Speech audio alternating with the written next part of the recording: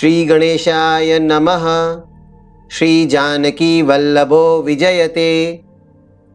यह माया जब शिव जी और ब्रह्मा जी को भी मोह लेती है, तब दूसरा बेचारा क्या चीज है।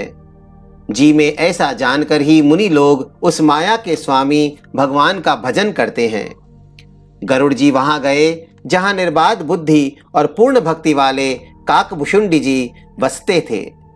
उस पर्वत को देखकर उनका मन प्रसन्न हो गया और उसके दर्शन से ही सब माया, मोह तथा सोच जाता रहा। तालाब में स्नान और जलपान करके वे प्रसन्न चित्त से वटवृक्ष के नीचे गए। वहां श्री राम जी के सुंदर चरित्र सुनने के लिए बूढ़े बूढ़े पक्षी आए हुए थे। भुशुंडी जी कथा आरंभ करना ही चाहते थे कि उसी समय पक्षीराज गरुड़ जी वहां जा पहुंचे। पक्षियों के राजा गरुड़ जी को आते देखकर काकभुशुंडी जी सहित सारा पक्षी समाज हर्षित हुआ। उन्होंने पक्षीराज गरुड़ जी का बहुत ही आदर सत्कार किया और स्वागत कुशल पूछकर बैठने के लिए सुंदर आसन दिया।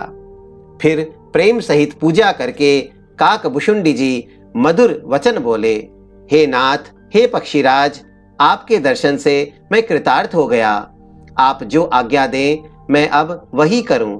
हे प्रभो, आप किस कार्य के लिए आए हैं? पक्षीराज गरुड़ जी ने कोमल वचन कहे, आप तो सदा ही कृतार्थ रूप हैं, जिनकी बड़ाई स्वयं महादेव जी ने आदर पूर्वक अपने श्रीमुख से की है। हे तात, सुनिए, मैं जिस कारण से आया था वह सब कार्य तो यहाँ आते ही पूरा हो गया। फिर आपके दर्शन भी प्राप्त हो गए। आपका परम पवित्र आश्रम देखकर ही मेरा मोह, संदेह और अनेक प्रकार के भ्रम सब जाते रहे। अब हे तात, आप मुझे श्री राम जी की अत्यंत पवित्र करने वाली, सदा सुख देने वाली और दुख समूह का नाश करने वाली कथा आदर सहित सुनाइए। हे प्रभो, मैं बार बार आपसे यही विनती करता हूँ। गरुड़ जी की विनम्र, सरल, सुंदर, प्रेम युक्त, सुखप्रद और अत्यंत पवित्र वाणी सुनते ही भुशुंडी जी के मन में परम उत्साह हुआ और वे श्री रघुनाथ जी के गुणों की कथा कहने लगे। हे भवानी, पहले तो उन्होंने बड़े ही प्रेम से रामचरितमानस सरोवर का रूपक समझाकर कहा, फिर नारद जी का अपार मोह और फिर रावण का अवतार कहा, फिर प्रभु के अवतार की कथा वर्णन की। तदनंतर मन लगाकर श्री राम जी की बाल लीलाएं कही। मन में परम उत्साह भरकर अनेकों प्रकार की बाल लीलाएं कहकर फिर ऋषि विश्वामित्र जी का अयोध्या आना और श्री रघुवीर जी का विवाह वर्णन किया। फिर श्री राम जी के राज्याभिषेक का प्रसंग, फिर राजा दशरथ जी के वचन से राजरस राज्याभिषेक के आनंद में भंग पड़ना, फिर नगर निवासियों का विरह, विषाद और श्री राम लक्ष्मण का संवाद, बातचीत कहा। श्री राम का वनगमन, केवट का प्रेम, गंगा जी से पार उतरकर प्रयाग में निवास, वाल्मीकि जी और प्रभु श्री राम जी का मिलन और जैसे भगवान चित्रकूट में बसे वह सब कहा। फिर मंत्री सुमंत्र जी का नगर में लौटना, राजा दशरथ जी का मरण, भरत जी का ननिहाल से अयोध्या में आना और उनके प्रेम का बहुत वर्णन किया। राजा की अंत्येष्टि क्रिया करके नगरवासियों को साथ लेकर भरत जी वहां गए जहां सुख की राशि प्रभु श्री रामचंद्र जी थे। फिर श्री रघुनाथ जी ने उनको बहुत प्रकार से समझाया, जिससे वे खड़ाऊं लेकर अयोध्यापुरी लौट आए। यह सब कथा कही।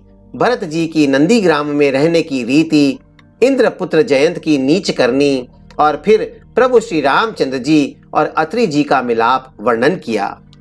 जिस प्रकार विराट का वध हुआ और शरभंग जी ने शरीर त्याग किया, वह प्रसंग कहकर फिर सुतीक्ष्ण जी का प्रेम वर्णन करके प्रभु और अगस्त्य जी का सत्संग वृतांत कहा। दंडक वन का पवित्र करना कहकर फिर भुशुंडी जी ने गृध्रराज के साथ मित्रता का वर्णन किया। फिर जिस प्रकार प्रभु ने पंचवटी में निवास किया और सब मुनियों के भय का नाश किया, और फिर जैसे लक्ष्मण जी को अनुपम उपदेश दिया और शूर्पणखा को कुरूप किया, वह सब वर्णन किया। फिर खरदूषण वध और जिस प्रकार रावण ने सब समाचार जाना, वह बखान कर कहा। तथा जिस प्रकार रावण और मारीच की बातचीत हुई वह सब उन्होंने कही। फिर माया सीता का हरण और श्री रघुवीर के विरह का कुछ वर्णन किया। फिर प्रभु ने गिद्ध जटायु की जिस प्रकार क्रिया की, कबंध का वध करके शबरी को परम गति दी, और फिर जिस प्रकार विरह वर्णन करते हुए श्री रघुवीर जी पंपासर के तीर पर गए, वह सब कथा कहा। फिर प्रभु और नारद जी का संवाद और मारुति के मिलन का प्रसंग कहकर फिर सुग्रीव से मित्रता और बाली के प्राण नाश का वर्णन किया। सुग्रीव का राज तिलक करके प्रभु ने प्रवर्षण पर्वत पर निवास किया, वह तथा वर्षा और शरद का वर्णन, श्री राम जी का सुग्रीव पर रोष और सुग्रीव का भय आदि प्रसंग कहे। जिस प्रकार वानर राज सुग्रीव ने वानरों को भेजा और वे सीता जी की खोज में जिस प्रकार सब दिशाओं में गए, जिस प्रकार उन्होंने बिल में प्रवेश किया और फिर जैसे वानरों को संपाति मिला, वह कथा कही। संपाति से सब कथा सुनकर पवन पुत्र हनुमान जी जिस तरह अपार समुद्र को लांग गए, फिर हनुमान जी ने जैसे लंका में प्रवेश किया और फिर जैसे सीता जी को धीरज दिया, सो सब कहा। अशोक वन को उजाड़कर, रावण को समझाकर, लंकापुरी को जलाकर, फिर जैसे उन्होंने समुद्र को लांघा और जिस प्रकार सब वानर वहां आए जहां श्री रघुनाथ जी थे और आकर श्री जानकी जी की कुशल सुनाई, फिर जिस प्रकार सेना सहित श्री रघुबीर जाकर समुद्र के तट पर उतरे और जिस प्रकार विभीषण जी आकर उनसे मिले, वह सब और समुद्र के बांधने की कथा उसने सुनाई। पुल बांधकर जिस प्रकार वानरों की सेना समुद्र के पार उतरी और जिस प्रकार वीर श्रेष्ठ बाली पुत्र अंगद दूत बनकर गए, वह सब कहा। फिर राक्षसों और वानरों के युद्ध का अनेकों प्रकार से वर्णन किया। फिर कुंभकर्ण और मेघनाद के बल, पुरुषार्थ और संहार की कथा कही। नाना प्रकार के राक्षस समूहों के मरण तथा श्री रघुनाथ जी और रावण के अनेक प्रकार के युद्ध का वर्णन किया। रावण वध, मंदोदरी का शोक, विभीषण का राज्याभिषेक और देवताओं का शोक रहित होना कहकर फिर सीता जी और श्री रघुनाथ जी का मिलाप कहा। जिस प्रकार देवताओं ने हाथ जोड़कर स्तुति की और फिर जैसे वानरों समेत पुष्पक विमान पर चढ़कर कृपा धाम प्रभु अवधपुरी को चले, वह कहा। जिस प्रकार श्री रामचंद्र जी अपने नगर अयोध्या में आए, वे सब उज्जवल चरित्र काकभुशुंडी जी ने विस्तार पूर्वक वर्णन किए। फिर उन्होंने श्री राम जी का राज्याभिषेक कहा। शिव जी कहते हैं, अयोध्यापुरी का और अनेक प्रकार की राजनीति का वर्णन करते हुए भुशुंडी जी ने वह सब कथा कही जो हे भवानी मैंने तुमसे कही। सारी राम कथा सुनकर पक्षीराज गरुड़ जी मन में बहुत उत्साहित आनंदित होकर वचन कहने लगे। श्री रघुनाथ जी के सब चरित्र मैंने सुने, जिससे मेरा संदेह जाता रहा। हे काक शिरोमणि, आपके अनुग्रह से श्री राम जी के चरणों में मेरा प्रेम हो गया। युद्ध में प्रभु का नागपाश से बंधन देखकर मुझे अत्यंत मोह हो गया था कि श्री राम जी तो सच्चिदानंद घन हैं, वे किस कारण व्याकुल हैं। बिल्कुल ही लौकिक मनुष्यों का सा चरित्र देखकर मेरे हृदय में भारी संदेह हो गया। मैं अब उस भ्रम संदेह को अपने लिए हित करके समझता हूँ। कृपा निधान ने मुझ पर यह बड़ा अनुग्रह किया। जो धूप से अत्यंत व्याकुल होता है, वही वृक्ष की छाया का सुख जानता है। हे तात, यदि मुझे अत्यंत मोह न होता तो मैं आपसे किस प्रकार मिलता और कैसे अत्यंत विचित्र यह सुंदर हरि कथा सुनता जो आपने बहुत प्रकार से गाई है। वेद शास्त्र और पुराणों का यही मत है, सिद्ध और मुनि भी यही कहते हैं। इसमें संदेह नहीं कि शुद्ध सच्चे संत उसी को मिलते हैं जिसे श्री राम जी कृपा करके देखते हैं। श्री राम जी की कृपा से मुझे आपके दर्शन हुए और आपकी कृपा से मेरा संदेह चला गया। पक्षीराज गरुड़ जी की विनय और प्रेम युक्त वाणी सुनकर काकभुशुंडी जी का शरीर पुलकित हो गया। उनके नेत्रों में जल भर आया और वे मन में अत्यंत हर्षित हुए। हे उमा, सुंदर बुद्धि वाले सुशील पवित्र कथा के प्रेमी और हरि के सेवक श्रोता को पाकर सज्जन अत्यंत गोपनीय, सबके सामने प्रकट न करने योग्य रहस्य को भी प्रकट कर देते हैं। काकभुशुंडी जी ने फिर कहा, पक्षीराज पर उनका प्रेम कम न था, अर्थात बहुत था। हे नाथ, आप सब प्रकार से मेरे पूज्य हैं और श्री रघुनाथ जी के कृपा पात्र हैं। आपको न संदेह है और न मोह अथवा माया ही है। हे नाथ, आपने तो मुझ पर दया की है। हे पक्षीराज, मोह के बहाने श्री रघुनाथ जी ने आपको यहाँ भेजकर मुझे बड़ाई दी है। हे पक्षियों के स्वामी, आपने अपना मोह कहा, सो हे गोसाई, यह कुछ आश्चर्य नहीं है। नारद जी, शिव जी, ब्रह्मा जी और सनक आदि जो आत्म तत्व के मर्मज्ञ और उसका उपदेश करने वाले श्रेष्ठ मुनि हैं, उनमें से भी किस किस को मोह ने अंधा विवेक शून्य नहीं किया। जगत में ऐसा कौन है जिसे काम ने न नचाया हो। तृष्णा ने किसको मतवाला नहीं बनाया, क्रोध ने किसका हृदय नहीं जलाया। इस संसार में ऐसा कौन ज्ञानी, तपस्वी, शूरवीर, कवि, विद्वान और गुणों का धाम है जिसकी लोभ ने विडंबना मिट्टी पलीद न की हो। लक्ष्मी के मद ने किसको टेढ़ा और प्रभुता ने किसको बहरा नहीं कर दिया। ऐसा कौन है जिसे मृगनयनी युवती स्त्री के नेत्र बाण न लगे हों। रज तम आदि गुणों का किया हुआ सन्निपात किसे नहीं हुआ। ऐसा कोई नहीं है जिसे मान और मद ने अछूता छोड़ा हो। यौवन के ज्वर ने किसे आपे से बाहर नहीं किया। ममता ने किसके यश का नाश नहीं किया। मत्सर डाह ने किसको कलंक नहीं लगाया। शोक रूपी पवन ने किसे नहीं हिला दिया। चिंता रूपी सांपिनी ने किसे नहीं खा लिया। जगत में ऐसा कौन है जिसे माया न व्यापी हो। मनोरथ कीड़ा है, शरीर लकड़ी है। ऐसा धैर्यवान कौन है जिसके शरीर में यह कीड़ा न लगा हो। पुत्र की, धन की और लोक प्रतिष्ठा की इन तीन प्रबल इच्छाओं ने किसकी बुद्धि को मलिन नहीं कर दिया, बिगाड़ नहीं दिया। यह सब माया का बड़ा बलवान परिवार है। यह अपार है, इसका वर्णन कौन कर सकता है।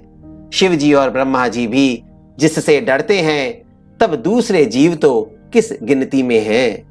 माया की प्रचंड सेना संसार भर में छाई हुई है। काम आदि, काम, क्रोध और लोभ उसके सेनापति हैं और दंभ, कपट और पाखंड योद्धा हैं। वह माया श्री रघुवीर की दासी है। यद्यपि समझ लेने पर वह मिथ्या ही है, किंतु वह श्री राम जी की कृपा के बिना छूटती नहीं। हे नाथ, यह मैं प्रतिज्ञा करके कहता हूं। जो माया सारे जगत को नचाती है और जिसका चरित्र करनी किसी ने नहीं लख पाया, हे खगराज गरुड़ जी, वही माया प्रभु श्री रामचंद्र जी की भ्रिकुटी के इशारे पर अपने समाज परिवार सहित नटी की तरह नाचती है। श्री राम जी वही सच्चिदानंद घन है जो अजन्मा, विज्ञान स्वरूप, रूप और बल के धाम, सर्वव्यापक एवं व्याप्य, सर्वरूप, अखंड, अनंत, संपूर्ण अमोघ शक्ति, जिसकी शक्ति कभी व्यर्थ नहीं होती और 6 ऐश्वर्यों से युक्त भगवान हैं। वे निर्गुण, माया के गुणों से रहित, महान, वाणी और इंद्रियों से परे, सब कुछ देखने वाले, निर्दोष, अजेय, ममता रहित, निराकार, माइक आकार से रहित, मोह रहित, नित्य, माया रहित, सुख की राशि, प्रकृति से परे, प्रभु सर्वसमर्थ, सदा सबके हृदय में बसने वाले, इच्छा रहित, विकार रहित, अविनाशी ब्रह्म है। यहाँ श्री राम में मोह का कारण ही नहीं है। क्या अंधकार का समूह कभी सूर्य के सामने जा सकता है? भगवान प्रभु श्री रामचंद्र जी ने भक्तों के लिए राजा का शरीर धारण किया और साधारण मनुष्य के से अनेकों परम पावन चरित्र किए। जैसे कोई नट खेल करने वाला अनेक वेश धारण करके नृत्य करता है और वही जैसा वेश होता है उसी के अनुकूल भाव दिखलाता है, पर स्वयं वह उनमें से कोई हो नहीं जाता। हे गरुड़ जी, ऐसी ही श्री रघुनाथ की यह लीला है जो राक्षसों को विशेष मोहित करने वाली और भक्तों को सुख देने वाली है। हे स्वामी, जो मनुष्य मलिन बुद्धि, विषयों के वश और कामी है, वे ही प्रभु पर इस प्रकार मोह का आरोप करते हैं। जब जिसको कमल आदि नेत्र दोष होता है, तब वह चंद्रमा को पीले रंग का कहता है। हे पक्षीराज, जब जिसे दिशा भ्रम होता है, तब वह कहता है कि सूर्य पश्चिम में उदय हुआ है। नौका पर चढ़ा हुआ मनुष्य जगत को चलता हुआ देखता है और मोहवश अपने को अचल समझता है। बालक घूमते चक्राकार दौड़ते हैं, घर आदि नहीं घूमते, पर वे आपस में एक दूसरे को झूठा कहते हैं। हे गरुड़ जी, श्री हरि के विषय में मोह की कल्पना भी ऐसी ही है। भगवान में तो स्वप्न में भी अज्ञान का प्रसंग अवसर नहीं है, किंतु जो माया के वश मंद बुद्धि और भाग्यहीन हैं और जिनके हृदय पर अनेकों प्रकार के पर्दे पड़े हैं, वे मूर्ख हठ के वश होकर संदेह करते हैं और अपना अज्ञान श्री राम जी पर आरोपित करते हैं। जो काम, क्रोध, मद और लोभ में रत है और दुख रूप घर में आसक्त हैं, वे श्री रघुनाथ जी को कैसे जान सकते हैं? वे मूर्ख तो अंधकार रूपी कुएं में पड़े हैं। निर्गुण रूप अत्यंत सुलभ, सहज ही समझ में आ जाने वाला है, परंतु गुणातीत दिव्य सगुण रूप को कोई नहीं जानता। इसलिए उन सगुण भगवान के अनेक प्रकार के सुगम और अगम चरित्रों को सुनकर मुनियों के भी मन को भ्रम हो जाता है। हे पक्षीराज गरुड़ जी, श्री रघुनाथ जी की प्रभुता सुनिए। मैं अपनी बुद्धि के अनुसार वह सुहावनी कथा कहता हूँ। हे प्रभु, मुझे जिस प्रकार मोह हुआ वह सब कथा भी आपको सुनाता हूँ। हे तात, आप श्री राम जी के कृपा पात्र हैं। श्री हरि के गुणों में आपकी प्रीति है, इसीलिए आप मुझे सुख देने वाले हैं। इसी से मैं आपसे कुछ भी नहीं छिपाता और अत्यंत रहस्य की बातें आपको गाकर सुनाता हूँ। श्री रामचंद्र जी का सहज स्वभाव सुनिए।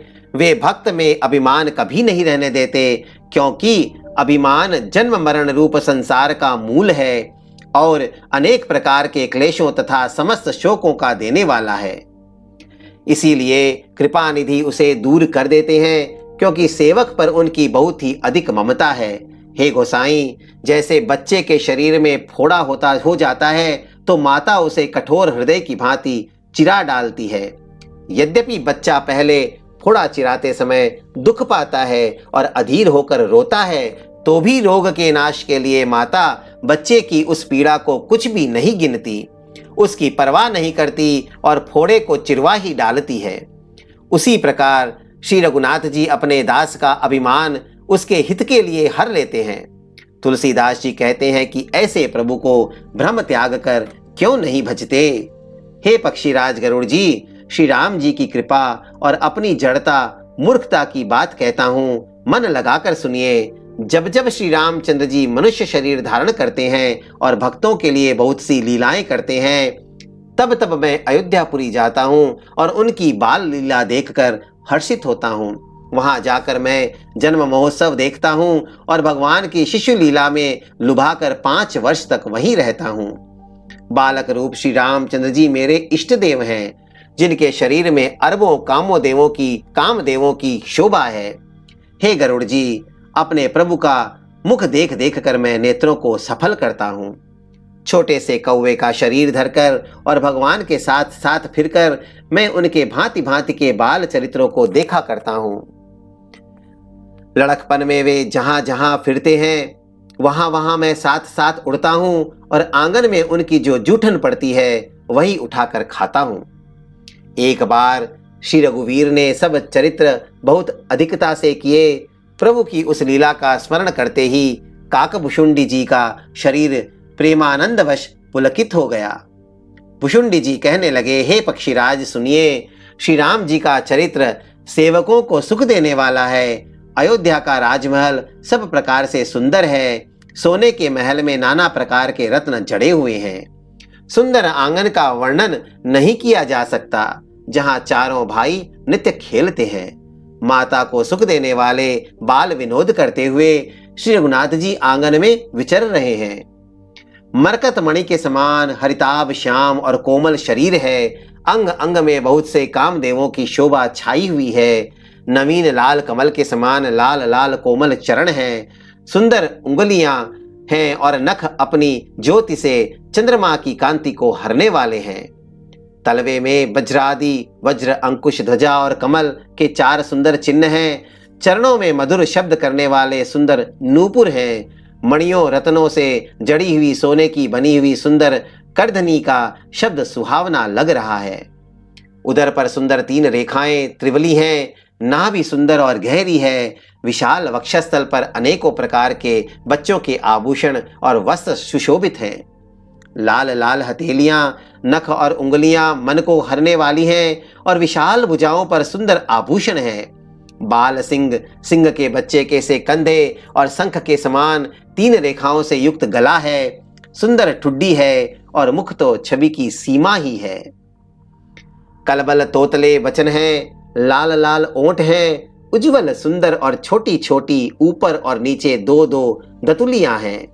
सुंदर गाल, मनोहर नासिका और सब सुखों को देने वाली चंद्रमा की अथवा सुख देने वाली समस्त कलाओं से पूर्ण चंद्रमा की किरणों के समान मधुर मुस्कान है।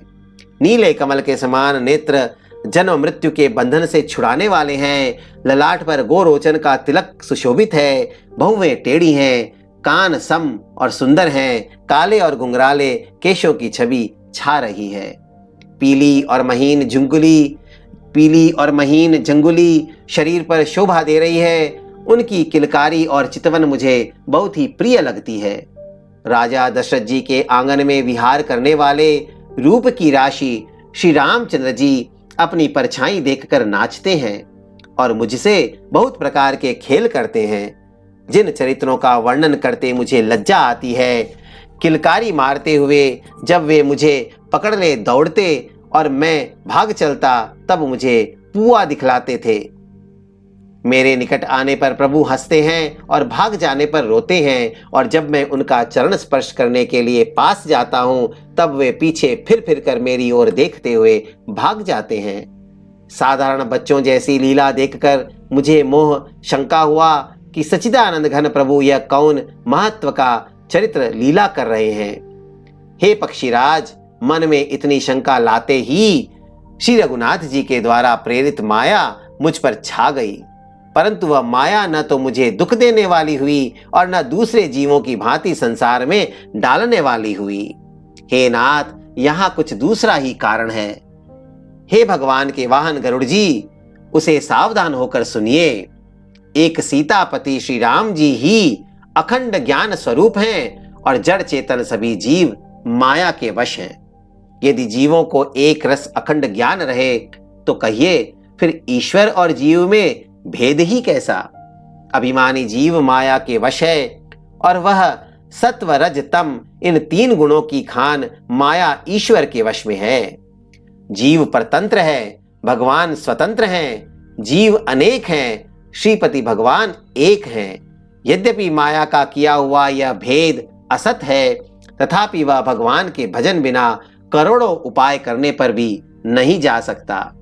श्री रामचंद्र जी के भजन बिना जो मोक्ष पद चाहता है, वह मनुष्य ज्ञानवान होने पर भी बिना पूंछ और सींग का पशु है। सभी तारागणों के साथ 16 कलाओं से पूर्ण चंद्रमा उदय हो और जितने पर्वत हैं उन सब में दावाग्नि लगा दी जाए, तो भी सूर्य के उदय हुए बिना रात्रि नहीं जा सकती। हे पक्षीराज, इसी प्रकार श्री हरि के भजन बिना जीवों का क्लेश नहीं मिटता। श्री हरि के सेवक को अविद्या नहीं व्यापती, प्रभु की प्रेरणा से उसे विद्या व्यापती है। हे पक्षी श्रेष्ठ, इसी से दास का नाश नहीं होता और भेद भक्ति बढ़ती है। श्री राम जी ने मुझे जब भ्रम से चकित देखा, तब वे हंसे। वह विशेष चरित्र सुनिए। उस खेल का मर्म किसी ने नहीं जाना, न छोटे भाइयों ने और न माता पिता ने ही। वे श्याम शरीर और लाल लाल हथेली और चरण तल वाले बाल रूप श्री राम जी घुटने और हाथों के बल मुझे पकड़ने को दौड़े। हे सर्पों के शत्रु गरुड़ जी, तब मैं भाग चला। श्री राम जी ने मुझे पकड़ने के लिए भुजा फैलाई। मैं जैसे जैसे आकाश में दूर उड़ता, वैसे वैसे ही वहां श्री हरि की भुजा को अपने पास देखता था। मैं ब्रह्मलोक तक गया और जब उड़ते हुए मैंने पीछे की ओर देखा, तो हे तात, श्री राम जी की भुजा में और मुझ में केवल 2 ही अंगुल का बीच था। 7 आवरणों को भेद कर जहां तक मेरी गति थी वहां तक मैं गया, पर वहां भी प्रभु की भुजा को अपने पीछे देखकर मैं व्याकुल हो गया। जब मैं भयभीत हो गया तब मैंने आंखें मूंद ली, फिर आंखें खोलकर देखते ही अवधपुरी में पहुंच गया। मुझे देखकर श्री राम जी मुस्कुराने लगे। उनके हंसते ही मैं तुरंत उनके मुख में चला गया।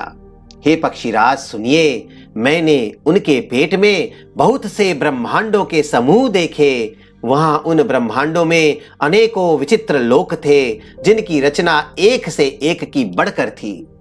करोड़ों ब्रह्मा जी और शिव जी, अनगिनत तारागण, सूर्य और चंद्रमा, अनगिनत लोकपाल, यम और काल, अनगिनत विशाल पर्वत और भूमि, असंख्य समुद्र, नदी, तालाब और वन तथा और भी नाना प्रकार की सृष्टि का विस्तार देखा।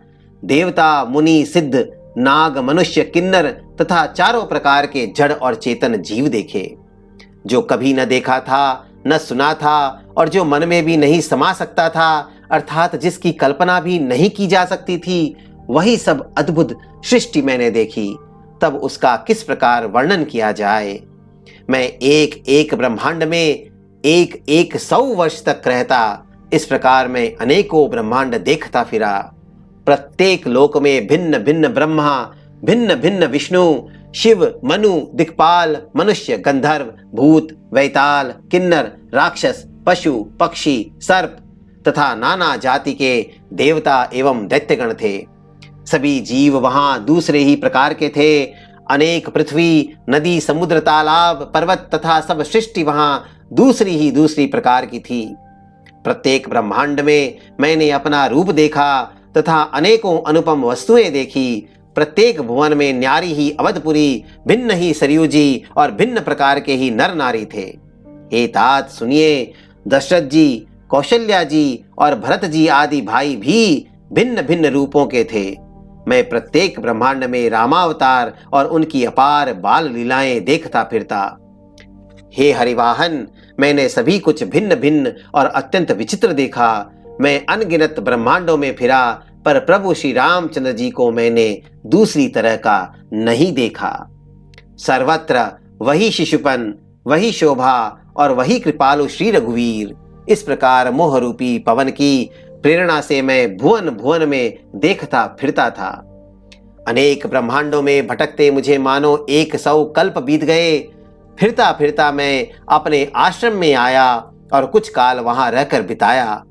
फिर जब अपने प्रभु का अवधपुरी में जन्म अवतार सुन पाया, तब प्रेम से परिपूर्ण होकर मैं हर्षपूर्वक उठ दौड़ा। जाकर मैंने जन्म महोत्सव देखा, जिस प्रकार मैं पहले वर्णन कर चुका हूँ। श्री रामचंद्र जी के पेट में मैंने बहुत से जगत देखे, जो देखते ही बनते थे, वर्णन नहीं किए जा सकते। वहां फिर मैंने सुजान माया के स्वामी कृपालु भगवान श्री राम को देखा। मैं बार बार विचार करता था, मेरी बुद्धि मोह रूपी कीचड़ से व्याप्त थी। यह सब मैंने 2 ही घड़ी में देखा। मन में विशेष मोह होने से मैं थक गया। मुझे व्याकुल देखकर तब कृपालु श्री रघुबीर हंस दिए। हे धीर बुद्धि गरुड़ जी सुनिए, उनके हंसते ही मैं मुंह से बाहर आ गया। श्री रामचंद्र जी मेरे साथ फिर वही लड़कपन करने लगे। मैं करोड़ों असंख्य प्रकार से मन को समझाता था, पर वह शांति नहीं पाता था। यह बाल चरित्र देखकर और पेट के अंदर देखी हुई उस प्रभुता का स्मरण कर मैं शरीर की सुध बुध भूल गया और हे आर्त जनों के रक्षक, रक्षा कीजिए, रक्षा कीजिए पुकारता हुआ पृथ्वी पर गिर पड़ा। मुख से बात नहीं निकलती थी। तदनंतर प्रभु ने मुझे प्रेम विह्वल देखकर अपनी माया की प्रभुता प्रभाव को रोक लिया। प्रभु ने अपना कर कमल मेरे सिर पर रखा। दीन दयालु ने मेरा संपूर्ण दुख हर लिया। सेवकों को सुख देने वाले कृपा के समूह कृपा में श्री राम जी ने मुझे मोह से सर्वथा रहित कर दिया। उनकी पहले वाली प्रभुता को विचार विचार कर याद कर करके मेरे मन में बड़ा भारी हर्ष हुआ। प्रभु की भक्त वत्सलता देखकर मेरे हृदय में बहुत ही प्रेम उत्पन्न हुआ। फिर मैंने आनंद से नेत्रों में जल भरकर पुलकित होकर और हाथ जोड़कर बहुत प्रकार से विनती की। मेरी प्रेम युक्त वाणी सुनकर और अपने दास को दीन देखकर रमा निवास श्री राम जी सुखदायक गंभीर और कोमल वचन बोले। हे काकभुषुंडी, तू मुझे अत्यंत प्रसन्न जानकर वर मांग। अणिमादि अष्ट सिद्धियां, दूसरी रिद्धियां तथा संपूर्ण सुखों की खान मोक्ष, ज्ञान, विवेक, वैराग्य, विज्ञान, तत्वज्ञान और वे अनेकों गुण जो जगत में मुनियों के लिए भी दुर्लभ है, ये सब मैं आज तुझे दूंगा, इसमें संदेह नहीं। जो तेरे मन भावे सो मांग ले। प्रभु के वचन सुनकर मैं बहुत ही प्रेम में भर गया। तब मन में अनुमान करने लगा कि प्रभु ने सब सुखों के देने की बात कही, यह तो सत्य है, पर अपनी भक्ति देने की बात नहीं कही। भक्ति से रहित सब गुण और सब सुख वैसे ही फीके हैं जैसे नमक के बिना बहुत प्रकार के भोजन के पदार्थ। भजन से रहित सुख किस काम के? हे पक्षीराज, ऐसा विचार कर मैं बोला, हे प्रभो, यदि आप प्रसन्न होकर मुझे वर देते हैं और मुझ पर कृपा और स्नेह करते हैं, तो हे स्वामी, मैं अपना मन भाया वर मांगता हूँ। आप उदार हैं और हृदय के भीतर की जानने वाले हैं। आपकी जिस अविरल, प्रगाढ़ एवं विशुद्ध, अनन्य निष्काम भक्ति को श्रुति और पुराण गाते हैं, जिसे योगीश्वर मुनि खोजते हैं और प्रभु की कृपा से कोई विरला ही जिसे पाता है, हे भक्तों के मन इच्छित फल देने वाले कल्पवृक्ष, हे शरणागत के हितकारी, हे कृपा सागर, हे सुखधाम, श्री राम जी, दया करके मुझे अपनी वही भक्ति दीजिए। एवमस्तु, ऐसा ही हो कहकर रघुवंश के स्वामी परम सुख देने वाले वचन बोले, हे काक सुन, तू स्वभाव से ही बुद्धिमान है, ऐसा वरदान कैसे न मांगता। तूने सब सुखों की खान भक्ति मांग ली। जगत में तेरे समान बड़भागी कोई नहीं है। वे मुनि जो जप और योग की अग्नि से शरीर जलाते रहते हैं, करोड़ों यत्न करके भी जिसको जिस भक्ति को नहीं पाते, वही भक्ति तूने मांगी। तेरी चतुरता देखकर मैं रीझ गया। यह चतुरता मुझे बहुत ही अच्छी लगी। हे पक्षी सुन, मेरी कृपा से अब समस्त शुभ गुण तेरे हृदय में बसेंगे। भक्ति, ज्ञान, विज्ञान, वैराग्य, योग, मेरी लीलाएं और उनके रहस्य तथा विभाग, इन सब के भेद को तू मेरी कृपा से ही जान जाएगा। तुझे साधन का कष्ट नहीं होगा। माया से उत्पन्न सब भ्रम अब तुझको नहीं व्यापेंगे। मुझे अनादि, अजन्मा, अगुण, प्रकृति के गुणों से रहित और गुणातीत दिव्य गुणों की खान ब्रह्म जानना। हे काक सुन, मुझे भक्त निरंतर प्रिय हैं, ऐसा विचार कर शरीर, वचन और मन से मेरे चरणों में अटल प्रेम करना। अब मेरी सत्य, सुगम, वेदादि के द्वारा वर्णित परम निर्मल वाणी सुन। मैं तुझको यह निज सिद्धांत सुनाता हूँ। सुनकर मन में धारण कर और सब तज कर मेरा भजन कर। यह सारा संसार मेरी माया से उत्पन्न है।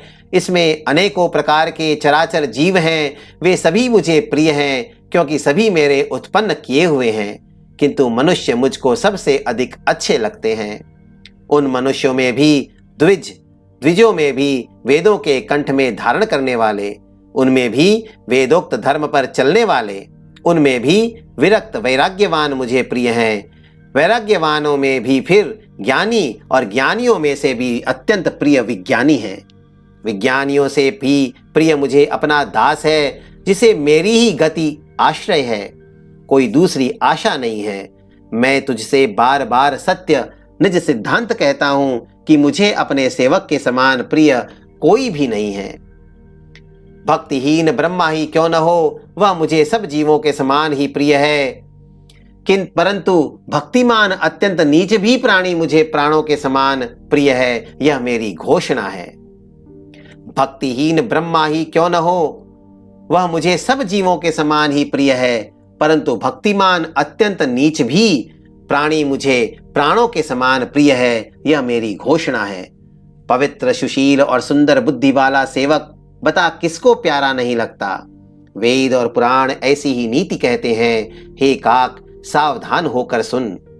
एक पिता के बहुत से पुत्र पृथक पृथक गुण, स्वभाव और आचरण वाले होते हैं। कोई पंडित होता है, कोई तपस्वी, कोई ज्ञानी, कोई धनी, कोई शूरवीर, कोई दानी, कोई सर्वज्ञ और कोई धर्मपरायण होता है। पिता का प्रेम इन सभी पर समान होता है, परंतु इनमें से यदि कोई मन, वचन और कर्म से पिता ही का भक्त होता है, परंतु इनमें से यदि कोई मन, वचन और कर्म से पिता का ही भक्त होता है, स्वप्न में भी दूसरा धर्म नहीं जानता, वह पुत्र पिता को प्राणों के समान प्रिय होता है। यद्यपि चाहे वह सब प्रकार से अज्ञान मूर्ख ही हो। इस प्रकार तिर्यक पशु पक्षी, देव, मनुष्य और असुरों समेत जितने भी चेतन और जड़ जीव हैं, उनसे भरा हुआ यह संपूर्ण विश्व मेरा ही पैदा किया हुआ है। अतः सब पर मेरी बराबर दया है। परंतु इनमें से जो मद और माया छोड़कर मन, वचन और शरीर से मुझको भजता है, वह पुरुष हो या नपुंसक हो, स्त्री हो अथवा चर अचर कोई भी जीव हो, कपट छोड़कर जो भी सर्वभाव से मुझे भजता है, वही मुझे परम प्रिय है। हे पक्षी, मैं तुझसे सत्य कहता हूँ, पवित्र, अनन्य एवं निष्काम सेवक मुझे प्राणों के समान प्यारा है। ऐसा विचार कर सब आशा भरोसा छोड़कर मुझी को भज। तुझे काल कभी नहीं व्यापेगा। निरंतर मेरा स्मरण और भजन करते रहना। प्रभु के वचनामृत सुनकर मैं तृप्त नहीं होता था। मेरा शरीर पुलकित था और मन में मैं अत्यंत ही हर्षित हो रहा था। वह सुख मन और कान ही जानते हैं, जीभ से उसका बखान नहीं किया जा सकता। प्रभु की शोभा का वह सुख नेत्र ही जानते हैं, पर वे कह कैसे सकते हैं, उनके वाणी तो है नहीं। मुझे बहुत प्रकार से भली भांति समझाकर और सुख देकर प्रभु फिर वही बालकों के खेल करने लगे। नेत्रों में जल भरकर और मुख को कुछ रूखा सा बनाकर उन्होंने माता की ओर देखा और मुखाकृति तथा चितवन से माता को समझा दिया कि बहुत भूख लगी है। यह देखकर माता तुरंत उठ दौड़ी और कोमल वचन कहकर उन्होंने श्री राम जी को छाती से लगा लिया। वे गोद में लेकर उन्हें दूध पिलाने लगी और श्री रघुनाथ जी उन्हीं की ललित लीलाएं गाने लगी। जिस सुख के लिए सबको सुख देने वाले कल्याण रूप त्रिपुरारी शिव जी ने अशुभ वेश धारण किया, उस सुख में अवधपुरी के नर नारी निरंतर निमग्न रहते हैं। उस सुख का लवलेश मात्र जिन्होंने एक बार स्वप्न में भी प्राप्त कर लिया, हे पक्षीराज, वे सुंदर बुद्धि वाले सज्जन पुरुष उसके सामने ब्रह्म सुख को भी कुछ नहीं गिनते। मैं और कुछ समय तक अवधपुरी में रहा और मैंने श्री राम जी की रसीली बाल लीलाएं देखी। श्री राम जी की कृपा से मैंने भक्ति का वरदान पाया। तदनंतर प्रभु के चरणों की वंदना करके मैं अपने आश्रम पर लौट आया। इस प्रकार जब से श्री रघुनाथ जी ने मुझको अपनाया, तब से मुझे माया कभी नहीं व्यापी। श्री हरि की माया ने मुझे जैसे नचाया, वह सब गुप्त चरित्र मैंने कहा। हे पक्षीराज गरुड़, अब मैं आपसे अपना निजी अनुभव कहता हूँ। वह यह है कि भगवान के भजन बिना क्लेश दूर नहीं होते। हे पक्षीराज सुनिए, श्री राम जी की कृपा बिना श्री राम जी की प्रभुता नहीं जानी जाती। प्रभुता जाने बिना उन पर विश्वास नहीं जमता। विश्वास के बिना प्रीति नहीं होती और प्रीति बिना भक्ति वैसे ही दृढ़ नहीं होती जैसे हे पक्षीराज जल की चिकनाई ठहरती नहीं। गुरु के बिना कहीं ज्ञान हो सकता है अथवा वैराग्य के बिना कहीं ज्ञान हो सकता है। इसी तरह वेद और पुराण कहते हैं कि श्री हरि की भक्ति के बिना क्या सुख मिल सकता है। हे तात, स्वाभाविक संतोष के बिना क्या कोई शांति पा सकता है? चाहे करोड़ों उपाय करके पच पच मरिए, फिर भी क्या कभी जल के बिना नाव चल सकती है? संतोष के बिना कामना का नाश नहीं होता और कामनाओं के रहते स्वप्न में भी सुख नहीं हो सकता। और श्री राम के भजन बिना कामनाएं कहीं मिट सकती है, बिना धरती के भी कहीं पेड़ उग सकता है। विज्ञान तत्व ज्ञान के बिना क्या संभाव आ सकता है? आकाश के बिना क्या कोई अवकाश पोल पा सकता है? श्रद्धा के बिना धर्म का आचरण नहीं होता। क्या पृथ्वी तत्व के बिना कोई गंध पा सकता है? तप के बिना क्या तेज फैल सकता है? जल तत्व के बिना संसार में क्या रस हो सकता है? पंडित जनों की सेवा बिना क्या शील सदाचार प्राप्त हो सकता है? हे गोसाई, जैसे बिना तेज अग्नि तत्व के रूप नहीं मिलता, निज सुख आत्मानंद के बिना क्या मन स्थिर हो सकता है? वायु तत्व के बिना क्या स्पर्श हो सकता है? क्या विश्वास के बिना कोई भी सिद्धि हो सकती है? इसी प्रकार श्री हरि के भजन बिना जन्म मृत्यु के भय का नाश नहीं होता। बिना विश्वास के भक्ति नहीं होती। भक्ति के बिना श्री राम जी पिघलते ढरते नहीं, और श्री राम जी की कृपा के बिना जीव स्वप्न में भी शांति नहीं पाता। हे धीर बुद्धि, ऐसा विचार कर संपूर्ण कुतर्कों और संदेहों को छोड़कर करुणा की खान सुंदर और सुख देने वाले श्री रघुवीर का भजन कीजिए। हे पक्षीराज, हे नाथ, मैंने अपनी बुद्धि के अनुसार प्रभु के प्रताप और महिमा का गान किया। मैंने इसमें कोई बात युक्ति से बढ़ाकर नहीं कही है, यह सब अपनी आंखों देखी कही है। श्री रघुनाथ जी की महिमा, नाम, रूप और गुणों की कथा सभी अपार एवं अनंत हैं, तथा श्री रघुनाथ जी स्वयं भी अनंत हैं। मुनिगण अपनी अपनी बुद्धि के अनुसार श्री हरि के गुण गाते हैं। वेद, शेष और शिव जी भी उनका पार नहीं पाते। आपसे लेकर मच्छर पर्यंत सभी छोटे बड़े जीव आकाश में उड़ते हैं, किंतु आकाश का अंत कोई नहीं पाते। इसी प्रकार हे तात, श्री रघुनाथ जी की महिमा भी अथाह है, क्या कभी कोई उसकी था पा सकता है। श्री राम जी का अरबों कामदेवों के समान सुंदर शरीर है। वे अनंत कोटि दुर्गाओं के समान शत्रुनाशक हैं। अरबों इंद्रों के समान उनका विलास ऐश्वर्य है।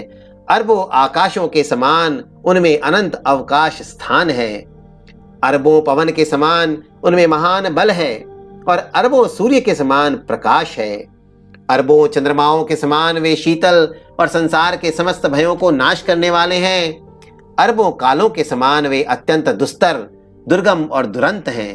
वे भगवान अरबों धूमकेतुओं, पुच्छल तारों के समान अत्यंत प्रबल हैं। अरबों पातालों के समान प्रभु अथाह है। अरबों यमराजों के समान भयानक हैं। अनंत कोटि तीर्थों के समान वे पवित्र करने वाले हैं। उनका नाम संपूर्ण पाप समूहों का नाश करने वाला है। श्री रघुवीर करोड़ों हिमालयों के समान अचल स्थिर हैं, और अरबों समुद्र के समान गहरे हैं। भगवान अरबों कामधेनुओं के समान सब कामनाओं इच्छित पदार्थों को देने वाले हैं। उनमें अनंत कोटि सरस्वतियों के समान चतुरता है। अरबों ब्रह्माओं के समान सृष्टि रचना की निपुणता है। वे करोड़ों विष्णुओं के समान पालन करने वाले और अरबों रुद्रों के समान संहार करने वाले हैं। वे अरबों कुबेरों के समान धनवान और करोड़ों मायाओं के समान सृष्टि के खजाने हैं।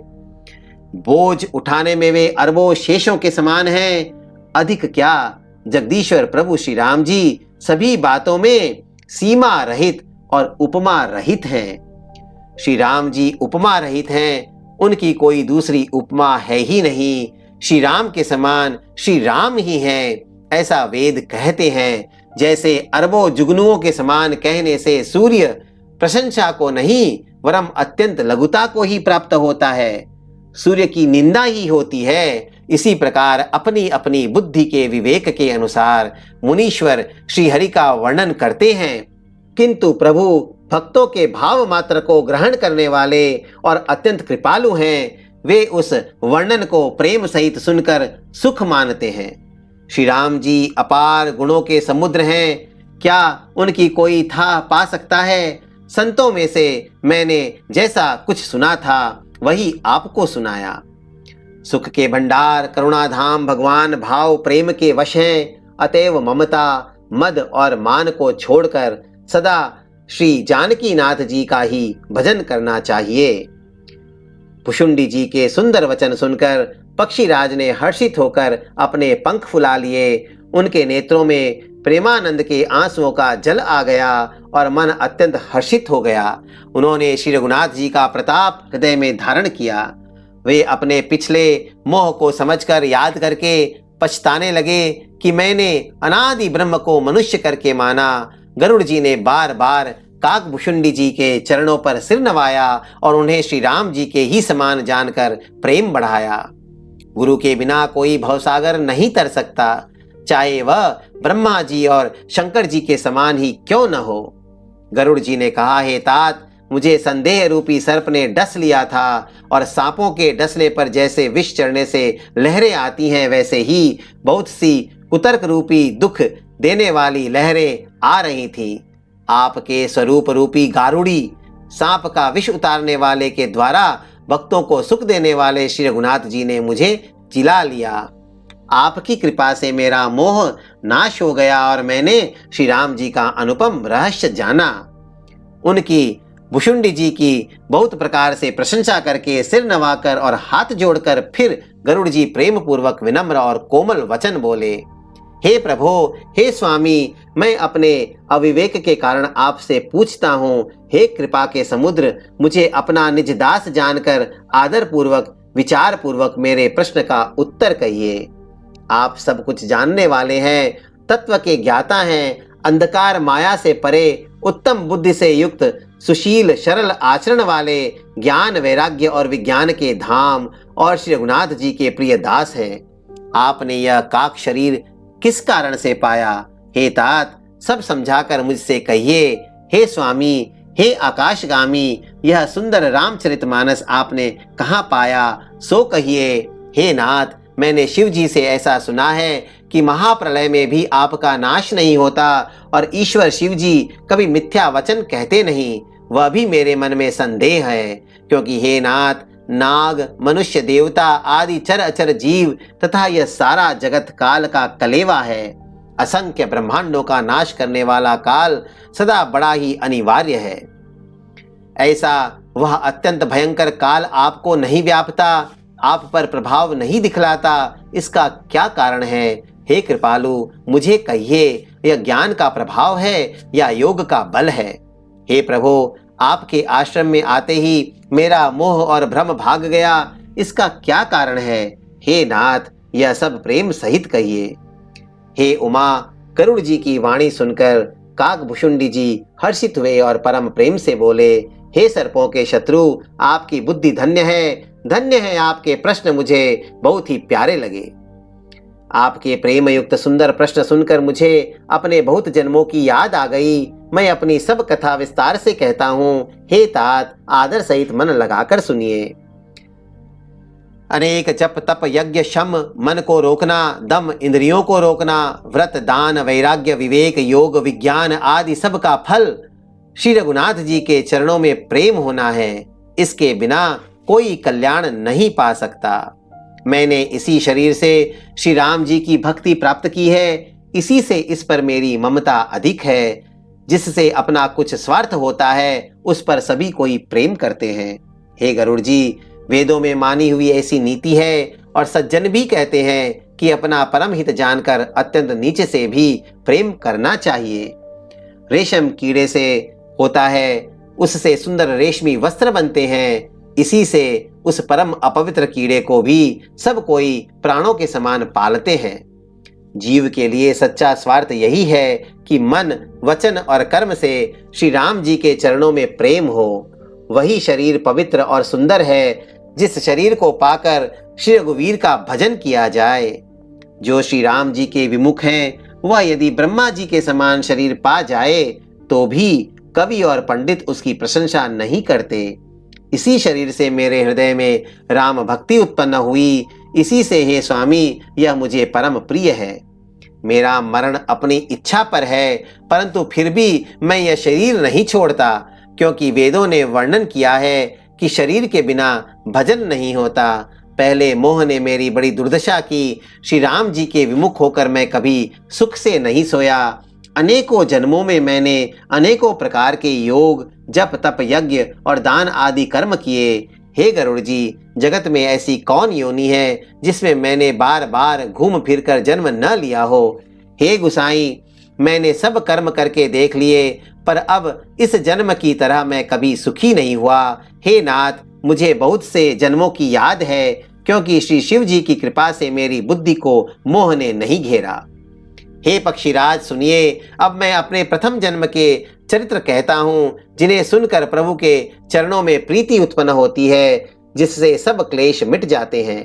हे प्रभु, पूर्व के एक कल्प में पापों का मूल युग कलयुग था, जिसमें पुरुष और स्त्री सभी अधर्म परायण और वेद के विरोधी थे।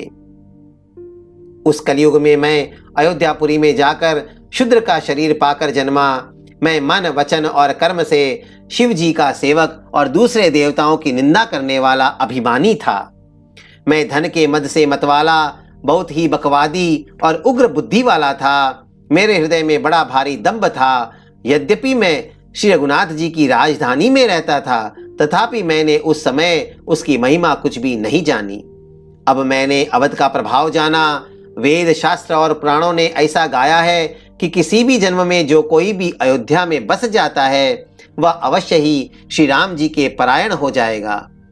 अवध का प्रभाव जीव तभी जानता है जब हाथ में धनुष धारण करने वाले श्री राम जी उसके हृदय में निवास करते हैं।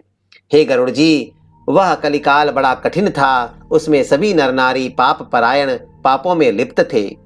कलयुग के पापों ने सब धर्मों को ग्रस लिया। सदग्रंथ लुप्त हो गए। नम्यों ने अपनी बुद्धि से कल्पना कर करके बहुत से पंथ प्रकट कर दिए। सभी लोग मोह के वश हो गए। शुभ कर्मों को लोभ ने हड़प लिया। हे ज्ञान के भंडार, हे श्री हरि के वाहन, सुनिए, अब मैं कलि के कुछ धर्म कहता हूँ। कलयुग में न वर्ण धर्म रहता है, न चारों आश्रम रहते हैं। सब पुरुष श्री वेद के विरोध में लगे रहते हैं। ब्राह्मण वेदों के बेचने वाले और राजा प्रजा को खा डालने वाले होते हैं। वेद की आज्ञा कोई नहीं मानता। जिसको जो अच्छा लग जाए वही मार्ग है। जो डींग मारता है वही पंडित है। जो मिथ्या आरंभ करता है, आडंबर रचता है, और जो दंभ में रत है, उसी को सब कोई संत कहते हैं। जो जिस किसी प्रकार से दूसरे का धन हरण कर ले वही बुद्धिमान है। जो दंभ करता है वही बड़ा आचारी है। जो झूठ बोलता है वही और हंसी दिल्लगी करना जानता है, कलयुग में वही गुणवान कहा जाता है। जो आचारहीन है और वेद मार्ग को छोड़े हुए है, कलयुग में वही ज्ञानी और वही वैराग्यवान है। जिसके बड़े बड़े नख और लंबी लंबी जटाएं हैं, वही कलयुग में प्रसिद्ध तपस्वी है। जो अमंगल वेश और अमंगल भूषण धारण करते हैं और भक्ष अभक्ष, खाने योग्य और न खाने योग्य सब कुछ खा लेते हैं, वे ही योगी हैं, वे ही सिद्ध हैं और वे ही मनुष्य कलयुग में पूज्य हैं। जिनके आचरण दूसरों का अपकार अहित करने वाले हैं, उन्हीं का बड़ा गौरव होता है और वे ही सम्मान के योग्य होते हैं। जो मन, वचन और कर्म से लबार, झूठ बकने वाले हैं, वे ही कलयुग में वक्ता माने जाते हैं। हे गोसाई, सभी मनुष्य स्त्रियों के विशेष वश में हैं और बाजीगर के बंदर की तरह उनके नचाए नाचते हैं। ब्राह्मणों को शूद्र ज्ञानोपदेश करते हैं और गले में जनेऊ डालकर कुत्सित दान लेते हैं।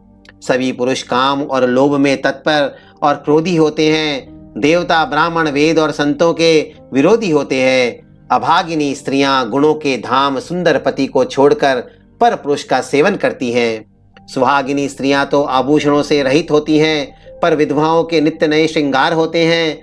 शिष्य और गुरु में बहरे और अंधे का सा हिसाब होता है। एक शिष्य गुरु के उपदेश को सुनता नहीं और एक गुरु देखता नहीं, उसे ज्ञान दृष्टि प्राप्त नहीं है। जो गुरु शिष्य का धन हरण करता है पर शोक नहीं हरण करता, वह घोर नरक में पड़ता है। माता पिता बालकों को बुलाकर वही धर्म सिखलाते हैं जिससे पेट भरे।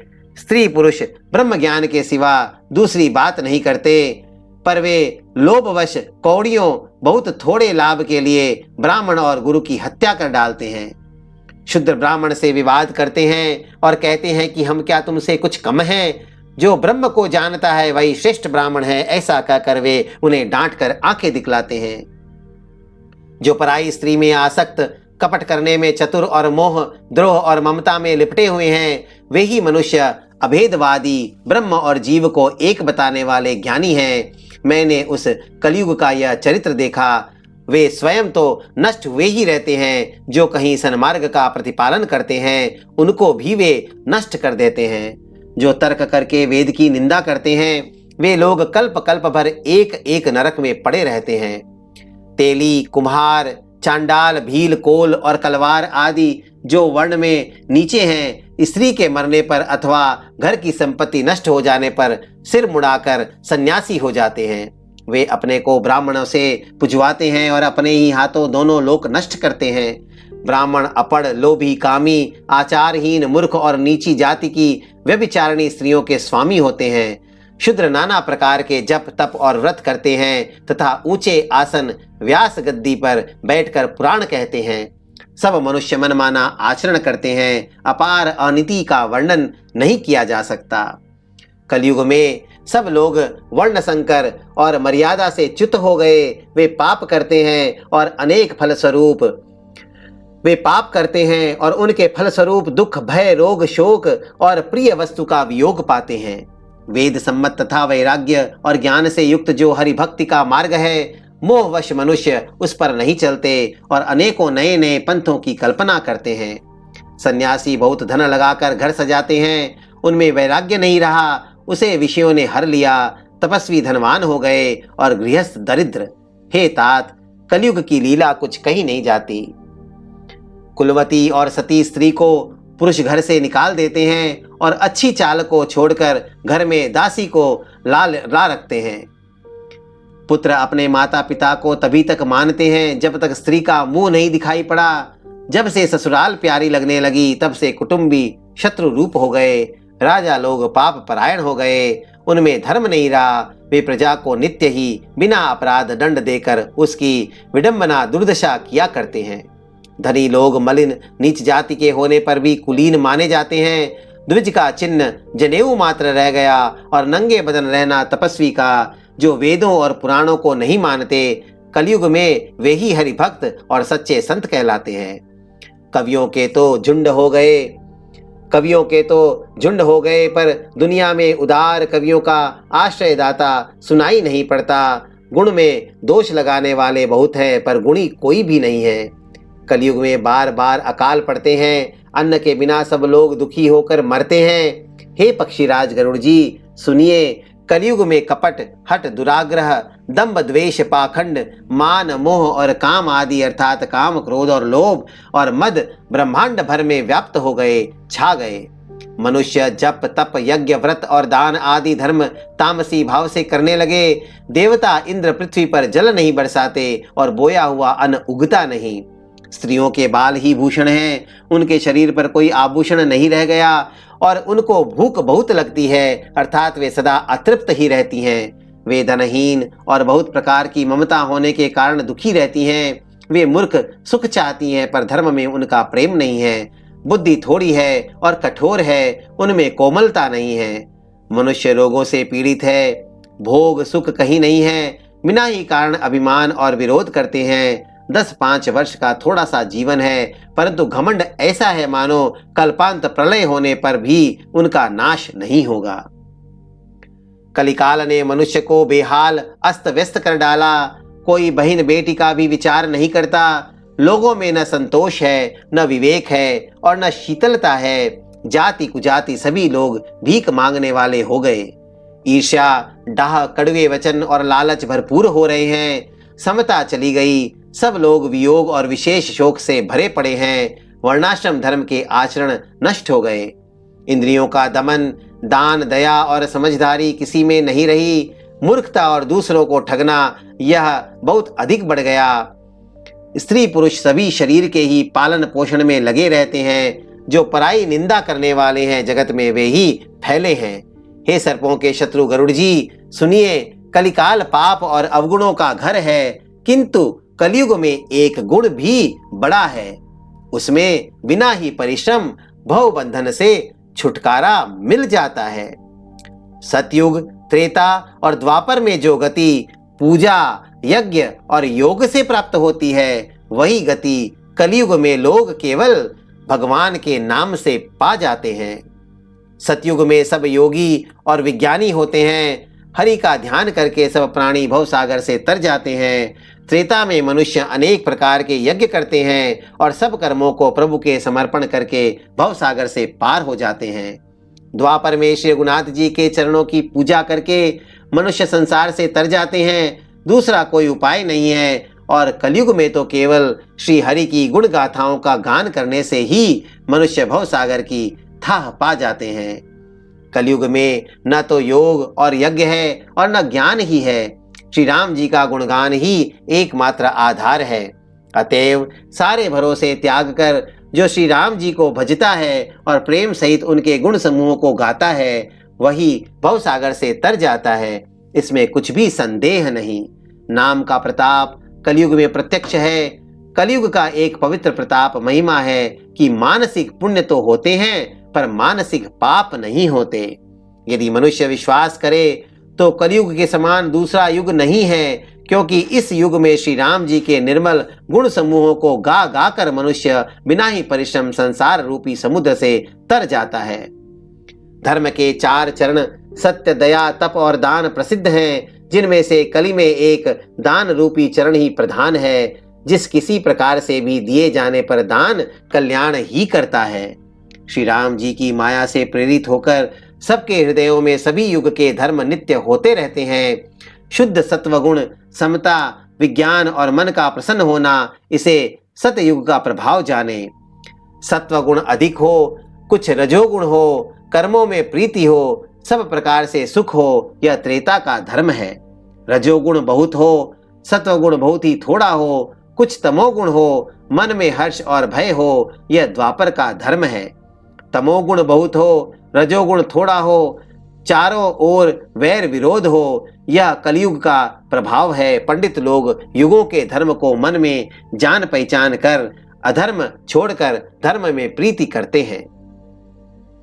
जिनका श्री रघुनाथ जी के चरणों में अत्यंत प्रेम है, उसको काल धर्म युग धर्म नहीं व्यापते। हे पक्षीराज, नट बाजीगर का किया हुआ कपट चरित्र इंद्रजाल देखने वालों के लिए बड़ा विकट दुर्गम होता है, पर नट के सेवक जम्बुरे को उसकी माया नहीं व्यापती।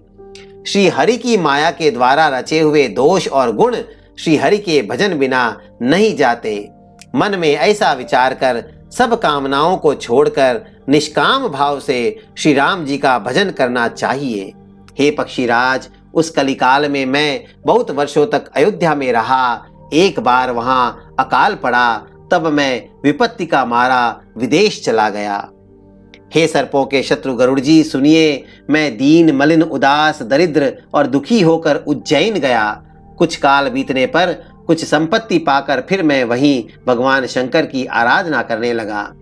एक ब्राह्मण वेद विधि से सदा शिव जी की पूजा करते, उन्हें दूसरा कोई काम न था। वे परम साधु और परमार्थ के ज्ञाता थे। वे शंभु के उपासक थे, पर श्री हरि की निंदा करने वाले न थे। मैं कपट पूर्वक उनकी सेवा करता। ब्राह्मण बड़े ही दयालु और नीति के घर थे। हे स्वामी, बाहर से नम्र देखकर ब्राह्मण मुझे पवित्र की भांति मानकर पढ़ाते थे। उन ब्राह्मण श्रेष्ठ ने मुझको शिव जी का मंत्र दिया और अनेकों प्रकार के शुभ उपदेश किए। मैं शिव जी के मंदिरों में जाकर मंत्र जपता। मेरे हृदय में दंभ और अहंकार बढ़ गया। मैं दुष्ट, नीच जाति और पापमयी मलिन बुद्धि वाला मोहवश श्री हरि के भक्तों और द्विजों को देखते ही जल उठता और विष्णु भगवान से द्रोह करता था। गुरुजी मेरे आचरण देखकर दुखित थे। वे मुझे नित्य ही भली भांति समझाते, पर मैं कुछ भी नहीं समझता। उल्टे मुझे अत्यंत क्रोध उत्पन्न होता। दम्भी को कभी नीति अच्छी लगती है। एक बार गुरुजी ने मुझे बुला लिया और बहुत प्रकार से परमार्थ नीति की शिक्षा दी कि हे पुत्र, शिव जी की सेवा का फल यही है कि श्री राम जी के चरणों में प्रगाढ़ भक्ति हो। हे तात, शिव जी और ब्रह्मा जी भी श्री राम जी को भजते हैं, फिर नीच मनुष्य की तो बात ही कितनी है। ब्रह्मा जी और शिव जी जिनके चरणों के प्रेमी हैं, अरे अभागे, उनसे द्रोह करके तू सुख चाहता है। गुरु जी ने शिव जी को हरि का सेवक कहा। यह सुनकर हे पक्षीराज, मेरा हृदय जल उठा। नीच जाति का मैं विद्या पाकर ऐसा हो गया जैसे दूध पिलाने से सांप। अभिमानी, कुटिल, दुर्भाग्य और कुजाति में दिन रात गुरु जी से द्रोह करता। गुरु जी अत्यंत दयालु थे, उनको थोड़ा सा भी क्रोध नहीं आता। मेरे द्रोह करने पर भी वे बार बार मुझे उत्तम ज्ञान की ही शिक्षा देते थे। नीच मनुष्य जिससे बड़ाई पाता है, वह सबसे पहले उसी को मारकर उसी का नाश करता है। हे भाई सुनिए, आग से उत्पन्न हुआ धुआं मेघ की पदवी पाकर उसी अग्नि को बुझा देता है। धूल रास्ते में निरादर से पड़ी रहती है और सदा सब राह चलने वालों के लातों की मार सहती है, पर जब पवन उसे उड़ाता ऊंचा उठाता है तो सबसे पहले वह उसी पवन को भर देती है और फिर राजाओं के नेत्रों और किरीटों मुकुटों पर पड़ती है। हे पक्षीराज गरुड़ जी, सुनिए, ऐसी बात समझकर बुद्धिमान लोग अधम नीच का संग नहीं करते। कवि और पंडित ऐसी नीति कहते हैं कि दुष्ट से न कलह ही अच्छा है, न प्रेम ही। हे गोसाई, उससे तो सदा उदासीन ही रहना चाहिए। दुष्ट को कुत्ते की तरह दूर से ही त्याग देना चाहिए। मैं दुष्ट था, हृदय में कपट और कुटिलता भरी थी, इसीलिए यद्यपि गुरुजी हित की बात कहते थे, पर मुझे वह सुहाती न थी। एक दिन मैं शिव जी के मंदिर में शिव नाम जप रहा था। उसी समय गुरुजी वहां आए, पर अभिमान के मारे मैंने उठकर उनको प्रणाम नहीं किया। गुरुजी दयालु थे, मेरा दोष देखकर भी उन्होंने कुछ नहीं कहा। उनके हृदय में लेश मात्र भी क्रोध नहीं हुआ। पर गुरु का अपमान बहुत बड़ा पाप है, अतः महादेव जी उसे नहीं सह सके। मंदिर में आकाशवाणी हुई कि अरे हतभाग्य, मूर्ख, अभिमानी, यद्यपि तेरे गुरु को क्रोध नहीं है, वे अत्यंत कृपालु चित्त के हैं और उन्हें पूर्ण तथा यथार्थ ज्ञान है, तो भी हे मूर्ख, तुझको मैं शाप दूंगा, क्योंकि नीति का विरोध मुझे अच्छा नहीं लगता। अरे दुष्ट, यदि मैं तुझे दंड न दूं तो मेरा वेद मार्ग ही भ्रष्ट हो जाए। जो मूर्ख गुरु से ईर्ष्या करते हैं, वे करोड़ों युगों तक रौरव नरक में पड़े रहते हैं। फिर वहां से निकलकर वे तिर्यक, पशु पक्षी आदि योनियों में शरीर धारण करते हैं और 10,000 जन्मों तक दुख पाते रहते हैं। अरे पापी, तू गुरु के सामने अजगर की भांति बैठा रहा। रे दुष्ट, तेरी बुद्धि पाप से ढक गई है, अतः तू सर्प हो जा। और अरे अधम से भी अधम, इस अधोगति सर्प की नीची योनि को पाकर किसी बड़े भारी पेड़ के खोखले में जाकर रह। शिव जी का भयानक शाप सुनकर गुरुजी ने हाहाकार किया। मुझे कांपता हुआ देखकर उनके हृदय में बड़ा संताप उत्पन्न हुआ।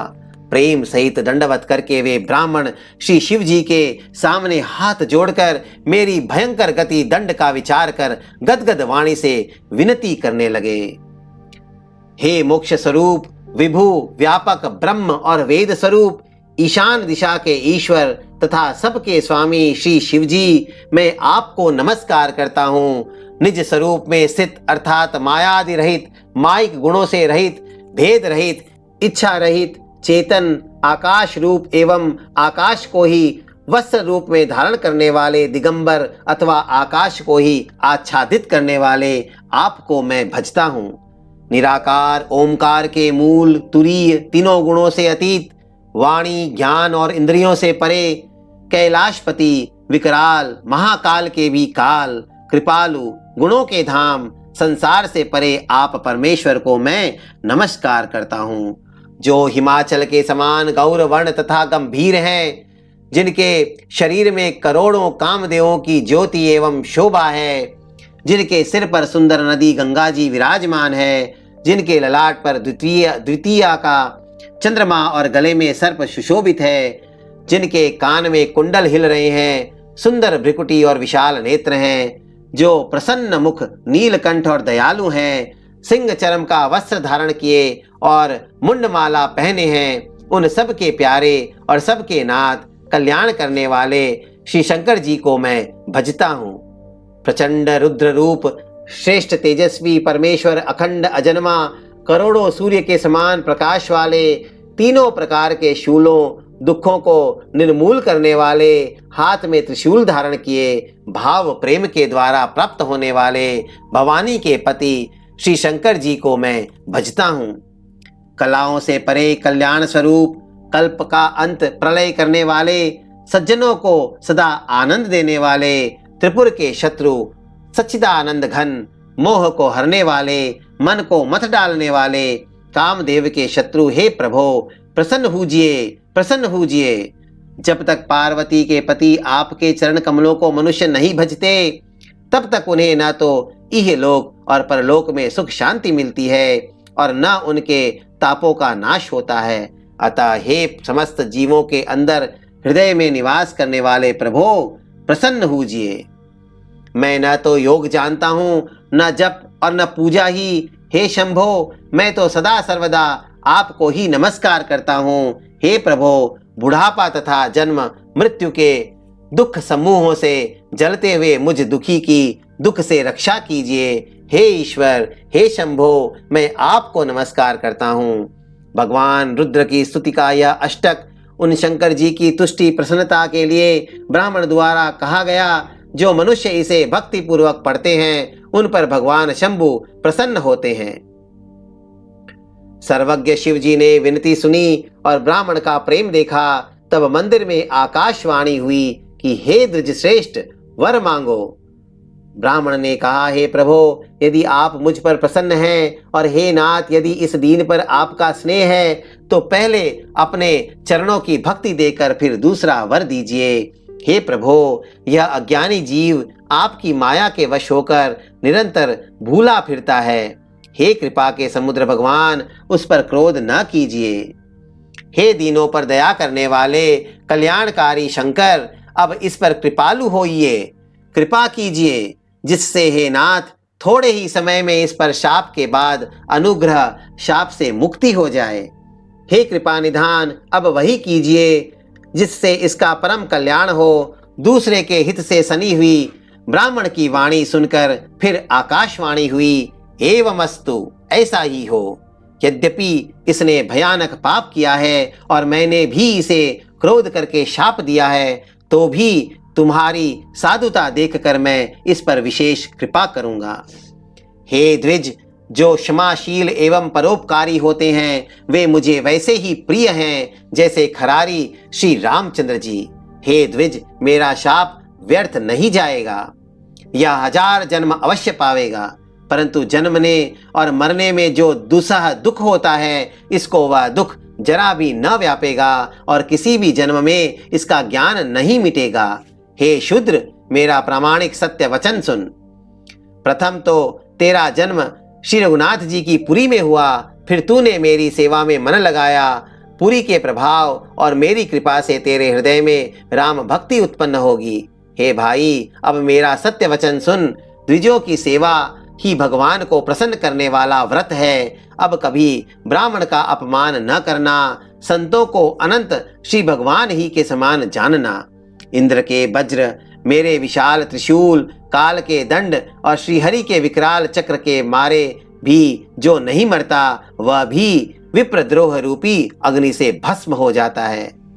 ऐसा विवेक मन में रखना, फिर तुम्हारे लिए जगत में कुछ भी दुर्लभ न होगा। मेरा एक और भी आशीर्वाद है कि तुम्हारी सर्वत्र अबाध गति होगी, अर्थात तुम जहां जाना चाहोगे वहीं बिना रोक टोक के जा सकोगे।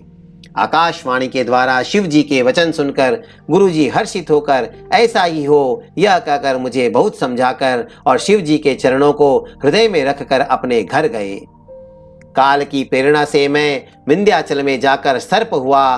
फिर कुछ काल बीतने पर बिना ही परिश्रम कष्ट के मैंने वह शरीर त्याग दिया। हे हरिवाहन, मैं जो भी शरीर धारण करता उसे बिना ही परिश्रम वैसे ही सुखपूर्वक त्याग देता था जैसे मनुष्य पुराना वस्त्र त्याग देता है और नया पहन लेता है। शिव जी ने वेद की मर्यादा की रक्षा की और मैंने क्लेश भी नहीं पाया। इस प्रकार हे पक्षीराज, मैंने बहुत से शरीर धारण किए पर मेरा ज्ञान नहीं गया। तिर्यक योनि, पशु पक्षी, देवता या मनुष्य का जो भी शरीर धारण करता, वहां वहां उस शरीर में मैं श्री राम जी का भजन जारी रखता। इस प्रकार मैं सुखी हो गया, परंतु एक शूल मुझे बना रहा। गुरु जी का कोमल सुशील स्वभाव मुझे कभी नहीं भूलता, अर्थात मैंने ऐसे कोमल स्वभाव दयालु गुरु का अपमान किया, यह दुख मुझे सदा बना रहा। मैंने अंतिम शरीर ब्राह्मण का पाया, जिसे पुराण और वेद देवताओं को भी दुर्लभ बताते हैं। मैं वहां ब्राह्मण शरीर में भी बालकों में मिलकर खेलता तो श्री रघुनाथ जी की ही सब लीलाएं किया करता। सयाना होने पर पिताजी मुझे पढ़ाने लगे। मैं समझता, सुनता और विचारता, पर मुझे पढ़ना अच्छा नहीं लगता था। मेरे मन से सारी वासनाएं भाग गई, केवल श्री राम जी के चरणों में लव लग गई। हे गरुड़ जी, कहिए ऐसा कौन अभागा होगा जो कामधेनु को छोड़कर गद्दी की सेवा करेगा। प्रेम में मग्न रहने के कारण मुझे कुछ भी नहीं सुहाता। पिताजी पढ़ा पढ़ा कर हार गए। जब पिता माता कालवश हो गए, मर गए, तब मैं भक्तों की रक्षा करने वाले श्री राम जी का भजन करने के लिए वन में चला गया। वन में जहां जहां मुनीश्वरों के आश्रम पाता, वहां वहां जा जाकर उन्हें सिर नवाता। हे गरुड़ जी, उनसे मैं श्री राम जी के गुणों की कथाएं पूछता, वे कहते और मैं हर्षित होकर सुनता। इस प्रकार मैं सदा सर्वदा श्री हरि के गुणानुवाद सुनता फिरता। शिव जी की कृपा से मेरी सर्वत्र अबाधित गति थी, अर्थात मैं जहां चाहता वहीं जा सकता था। मेरी तीनों प्रकार की, पुत्र की, धन की और मान की गहरी प्रबल वासनाएं छूट गई और हृदय में एक यही लालसा अत्यंत बढ़ गई कि जब श्री राम जी के चरण कमलों के दर्शन करूं तो अपना जन्म सफल हुआ समझूं। जिनसे मैं पूछता वे ही मुनि ऐसा कहते कि ईश्वर सर्वभूतमय है। यह निर्गुण मत मुझे नहीं सुहाता था। हृदय में सगुण ब्रह्म पर प्रीति बढ़ रही थी। गुरु जी के वचनों का स्मरण करके मेरा मन श्री राम जी के चरणों में लग गया। मैं क्षण क्षण नया नया प्रेम प्राप्त करता हुआ श्री रघुनाथ जी का यश गाता फिरता था। सुमेरु पर्वत की शिखर पर बड़ की छाया में लोमश मुनि बैठे थे। उन्हें देखकर मैंने उनके चरणों में सिर नवाया और अत्यंत दीन वचन कहे। हे पक्षीराज, मेरे अत्यंत नम्र और कोमल वचन सुनकर कृपालु मुनि मुझसे आदर के साथ पूछने लगे, हे ब्राह्मण, आप किस कार्य से यहाँ आए हैं? तब मैंने कहा, हे कृपानिधि, आप सर्वज्ञ हैं और सुजान हैं। हे भगवान, मुझे सगुण ब्रह्म की आराधना की प्रक्रिया कहिए। तब हे पक्षीराज मुनीश्वर ने श्री रघुनाथ जी के गुणों की कुछ कथाएं आदर सहित कहीं। फिर वे ब्रह्म ज्ञान परायण विज्ञानवान मुनि मुझे परम अधिकारी जानकर ब्रह्म का उपदेश करने लगे कि वह अजन्मा है, अद्वैत है, निर्गुण है और हृदय का स्वामी अंतर्यामी है। उसे कोई बुद्धि के द्वारा माप नहीं सकता। वह इच्छा रहित, नाम रहित, रूप रहित, अनुभव से जानने योग्य, अखंड और उपमा रहित है। वह मन और इंद्रियों से परे, निर्बल, विनाश रहित, निर्विकार, सीमा रहित और सुख की राशि है। वेद ऐसा गाते हैं कि वही तू है, तत्वमसि। जल और जल की लहर की भांति उसमें और तुझमें कोई भेद नहीं है। मुनि ने मुझे अनेकों प्रकार से समझाया, पर निर्गुण मत मेरे हृदय में नहीं बैठा। मैंने फिर मुनि के चरणों में सिर नवाकर कहा, हे मुनीश्वर, मुझे सगुण ब्रह्म की उपासना कहिए। मेरा मन राम भक्ति रूपी जल में मछली हो रहा है, उसी में रम रहा है। हे चतुर मुनीश्वर, ऐसी दशा में वह उससे अलग कैसे हो सकता है? आप दया करके मुझे वही उपदेश, उपाय कहिए जिससे मैं श्री रघुनाथ जी को अपनी आंखों से देख सकूं। पहले नेत्र भरकर श्री अयोध्यानाथ को देखकर तब निर्गुण का उपदेश सुनूंगा। मुनि ने फिर अनुपम हरिकथा कहकर सगुण मत का खंडन करके निर्गुण का निरूपण किया। तब मैं निर्गुण मत को हटाकर, काटकर, बहुत हट करके सगुण का निरूपण करने लगा। मैंने उत्तर प्रत्युत्तर किया। इससे मुनि के शरीर में क्रोध के चिन्ह उत्पन्न हो गए।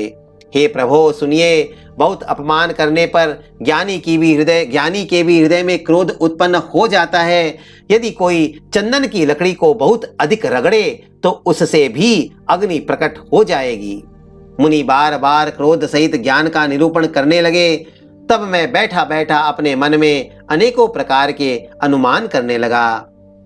बिना द्वैत बुद्धि के क्रोध कैसा, और बिना अज्ञान के क्या द्वैत बुद्धि हो सकती है? माया के वश रहने वाला परिच्छिन्न जड़ जीव क्या ईश्वर के समान हो सकता है? सबका हित चाहने से क्या कभी दुख हो सकता है? जिसके पास पारसमणि है उसके पास क्या दरिद्रता रह सकती है? दूसरे से द्रोह करने वाले क्या निर्भय हो सकते हैं? और कामी क्या कलंक रहित बेदाग रह सकते हैं? ब्राह्मण का बुरा करने से क्या वंश रह सकता है? स्वरूप की पहचान आत्मज्ञान होने पर क्या आसक्ति पूर्वक कर्म ही हो सकते हैं? दुष्टों के संग से क्या किसी के सुबुद्धि उत्पन्न हुई है? पर स्त्रीगामी क्या उत्तम गति पा सकता है? परमात्मा को जानने वाले कहीं जन्म मरण के चक्कर में पड़ सकते हैं? भगवान की निंदा करने वाले कभी सुखी हो सकते हैं? नीति बिना जाने क्या राज्य रह सकता है? श्री हरि के चरित्र वर्णन करने पर क्या पाप रह सकते हैं? बिना पुण्य के क्या पवित्र यश प्राप्त हो सकता है? बिना पाप के भी क्या कोई अपयश पा सकता है? जिसकी महिमा वेद, संत और पुराण गाते हैं, उस हरि भक्ति के समान क्या कोई दूसरा लाभ भी है? हे भाई, जगत में क्या इसके समान दूसरी भी कोई हानि है कि मनुष्य का शरीर पाकर भी श्री राम जी का भजन न किया जाए? जुगलखोरी के समान क्या कोई दूसरा पाप है? और हे गरुड़ जी, दया के समान क्या कोई दूसरा धर्म है? इस प्रकार मैं अनगिनत युक्तियां मन में विचारता था और आदर के साथ मुनि का उपदेश नहीं सुनता था। जब मैंने बार बार सगुण का पक्ष स्थापित किया, तब मुनि क्रोध युक्त वचन बोले, अरे मूढ़, मैं तुझे सर्वोत्तम शिक्षा देता हूँ, तो भी तू उसे नहीं मानता और बहुत से उत्तर प्रत्युत्तर दलीलें लाकर रखता है। मेरे सत्य वचन पर विश्वास नहीं करता, कौवे की भांति सभी से डरता है। अरे मूर्ख, तेरे हृदय में अपने पक्ष का बड़ा भारी हठ है, अतः तू शीघ्र चांडाल पक्षी कौवा हो जा। मैंने आनंद के साथ मुनि के शाप को सिर पर चढ़ा लिया। उससे मुझे न कुछ भय हुआ, न दीनता ही आई। तब मैं तुरंत ही कौवा हो गया। फिर मुनि के चरणों में सिर नवाकर और रघुकुल शिरोमणि श्री राम जी का स्मरण करके मैं हर्षित होकर उड़ चला। शिव जी कहते हैं, हे उमा, जो श्री राम जी के चरणों के प्रेमी हैं और काम, अभिमान तथा क्रोध से रहित हैं, वे जगत को अपने प्रभु से भरा हुआ देखते हैं, फिर वे किससे वैर करे? काकभुशुंडी जी ने कहा, हे पक्षीराज गरुड़ जी, सुनिए, इसमें ऋषि का कोई भी दोष नहीं था। रघुवंश के विभूषण श्री राम जी ही सबके हृदय में प्रेरणा करने वाले हैं। कृपा सागर प्रभु ने मुनि की बुद्धि को भोली करके बुलावा देकर मेरे प्रेम की परीक्षा ली। मन, वचन और कर्म से जब प्रभु ने मुझे अपना दास जान लिया, तब भगवान ने मुनि की बुद्धि फिर पलट दी।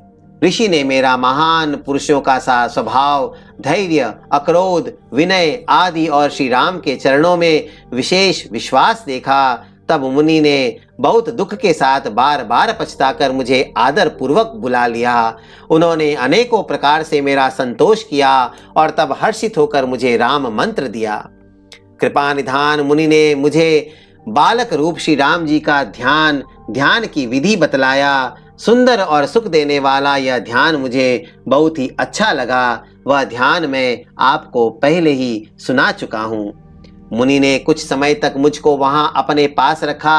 तब उन्होंने श्री रामचरितमानस वर्णन किया। आदर पूर्वक मुझे यह कथा सुनाकर फिर मुनि मुझसे सुंदर वाणी बोले, हे तात, यह सुंदर और गुप्त रामचरितमानस मैंने शिव जी की कृपा से पाया था।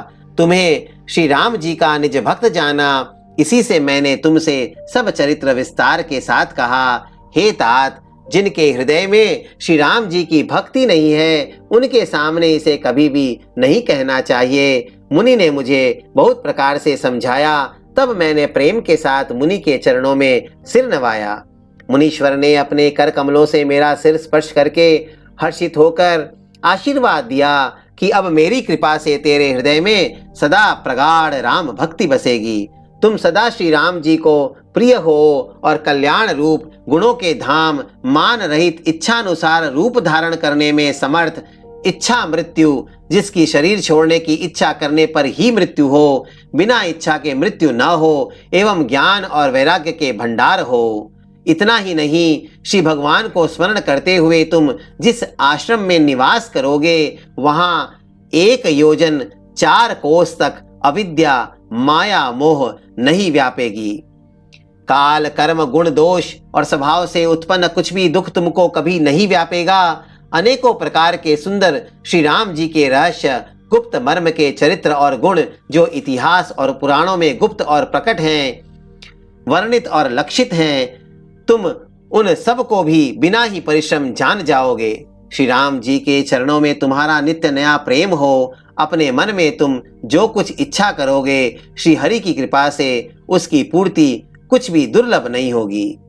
हे धीर बुद्धि गरुड़ जी, सुनिए, मुनि का आशीर्वाद सुनकर आकाश में गंभीर ब्रह्मवाणी हुई कि हे ज्ञानी मुनि, तुम्हारा वचन ऐसा ही सत्य हो। यह कर्म, मन और वचन से मेरा भक्त है। आकाशवाणी सुनकर मुझे बड़ा हर्ष हुआ। मैं प्रेम में मग्न हो गया और मेरा सब संदेह जाता रहा। तदनंतर मुनि की विनती करके आज्ञा पाकर और उनके चरण कमलों में बार बार सिर नवाकर मैं हर्ष सहित इस आश्रम में आया। प्रभु श्री राम जी की कृपा से मैंने दुर्लभ वर पा लिया। हे पक्षीराज, मुझे यहाँ निवास करते 27 कल्प बीत गए। मैं यहाँ सदा श्री रघुनाथ जी की गुणों का गान किया करता हूँ। मैं यहाँ सदा श्री रघुनाथ जी के गुणों का गान किया करता हूँ और चतुर पक्षी उसे आदर पूर्वक सुनते हैं। अयोध्यापुरी में जब जब श्री रघुवीर भक्तों के हित के लिए मनुष्य शरीर धारण करते हैं, तब तब मैं जाकर श्री राम जी की नगरी में रहता हूँ और प्रभु की शिशु लीला देखकर सुख प्राप्त करता हूँ। फिर हे पक्षीराज, श्री राम जी के शिशु रूप को हृदय में रखकर मैं अपने आश्रम में आ जाता हूँ। जिस कारण से मैंने कौवे की देह पाई वह सारी कथा आपको सुना दी। हे तात, मैंने आपके सब प्रश्नों के उत्तर कहे। आहा, राम भक्ति की बड़ी भारी महिमा है। मुझे अपना यह काक शरीर इसीलिए प्रिय है कि इसमें मुझे श्री राम जी के चरणों का प्रेम प्राप्त हुआ। इसी शरीर से मैंने अपने प्रभु के दर्शन पाए और मेरे सब संदेह जाते रहे, दूर हुए। मास पारायण 29वां विश्राम।